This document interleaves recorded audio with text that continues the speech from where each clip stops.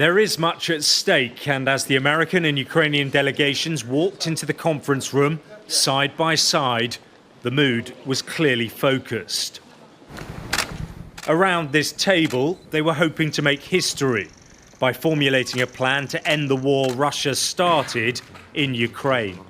Secretary Rubio, Sky News. Do you think you'll get a ceasefire?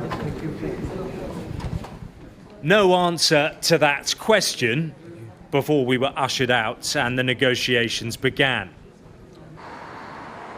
And after hours of talks, the US team finally emerged after sundown to announce an agreement on a proposed immediate 30-day ceasefire. Today we made an offer that the Ukrainians have accepted, which is to enter into a ceasefire and into immediate negotiations to end this conflict in a way that's enduring and sustainable. The Ukrainian delegation today made something very clear, that they share President Trump's vision for peace. They share his determination to end the fighting, to end the killing.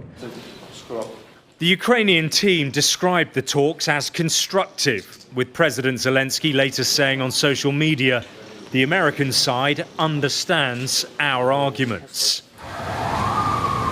But as the delegates left the Ritz-Carlton Hotel, where they'd been hosted by the Saudi government, they knew there were still plenty of issues that needed to be resolved, and they also need Russia to agree. Donald Trump's envoy, Steve Witkoff, is expected to fly to Moscow later this week. It's reported he'll meet Russia's President Vladimir Putin. Here in Jeddah, the Ukrainians wanted to mend relations after that now infamous diplomatic spat in the Oval Office and see the restoration of military aid and intelligence sharing.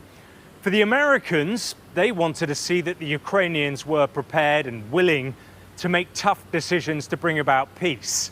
And on both those counts, the talks appear to have been a diplomatic success.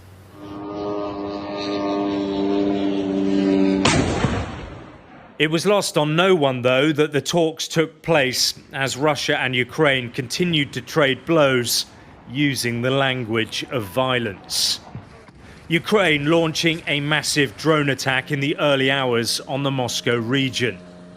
And despite more than 3 years of fighting, the Kremlin has signalled its war objectives remain the same. No concessions.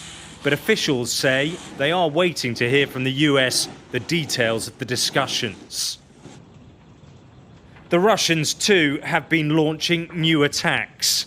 This was the port city of Odessa, once again in flames. The Trump administration may want to put out the fires of this war quickly, but reaching an agreement will take time. Alex Rossi, Sky News, Jeddah. So friend, as you see, news for Donald Trump and America, and I think it's a very good situation for years. And I think Donald Trump's presidency is far better than Democrats, and I think he's the most famous and most hardworking president. So, and I think he's first in America first goal really fulfill hopefully in future and make America great again. Because in a few years ago we are seeing that others countries' problem are not our Americans' problem. Okay, like US give funding to Ukraine for wars, and